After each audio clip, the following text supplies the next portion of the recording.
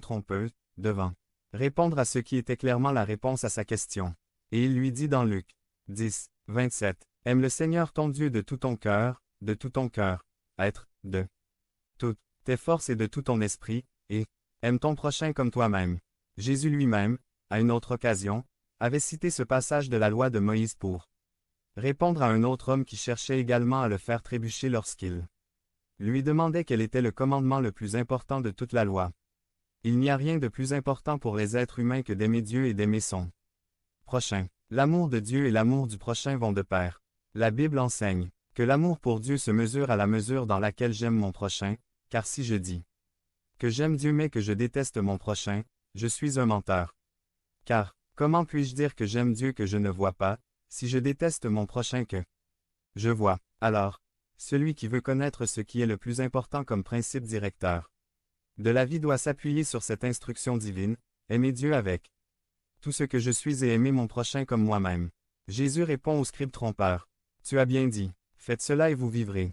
La réponse de Jésus est économe. Vous vouliez savoir ce que vous deviez faire pour avoir la vie éternelle, vous y avez répondu vous-même parce que vous le saviez déjà, il vous suffit de le faire. Et vous obtiendrez ce que vous voulez. Ici, nous devons nous arrêter et penser que si telle est la voie ou la condition pour avoir la vie éternelle, alors nous sommes finis. Car qui peut par lui-même, avec ses propres forces, avec ses propres ressources, aimer Dieu parfaitement et aimer son prochain sans reproche? Levez la main. Nous avons un gros problème parce que la Bible enseigne que personne sur toute la terre ne peut faire cela par lui-même.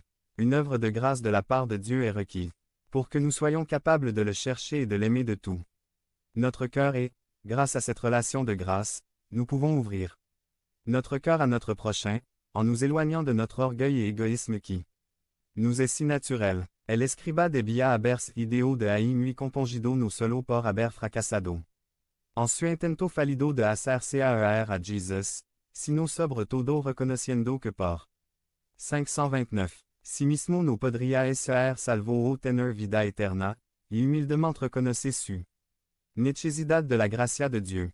Mais au lieu de cela, il a continué à miser sur son orgueil personnel et son propre pharisaïsme. Et au lieu de reconnaître son besoin et sa faillite, il a voulu échapper au poids de ses responsabilités en prétendant qu'il ne savait pas qui était son prochain.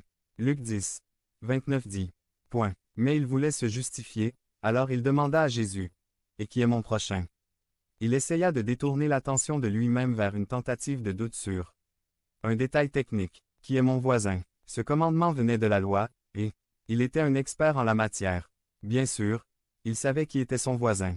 Et il est intéressant que Jésus ne réponde plus à son supposé doute.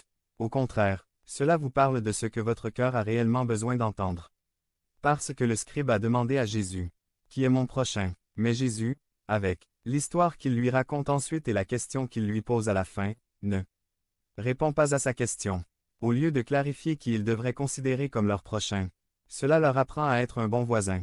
Autrement dit, l'amour du prochain ne peut être éludé, rationalisé ou évité. L'amour du prochain est quelque chose que nous devons pratiquer. Ainsi, au lieu de nous laisser distraire par la question de savoir qui est mon prochain, nous devrions plutôt nous concentrer sur le fait d'être un bon voisin envers les gens qui nous entourent. Point. Parce que la dernière question de Jésus était, Luc 10, 36 selon vous, lequel de ces trois c'est avéré être le prochain de celui qui est tombé parmi les voleurs? La question du scribe était, qui est mon prochain? Et ils l'ont souligné ou lui ont répondu. Par l'histoire, la question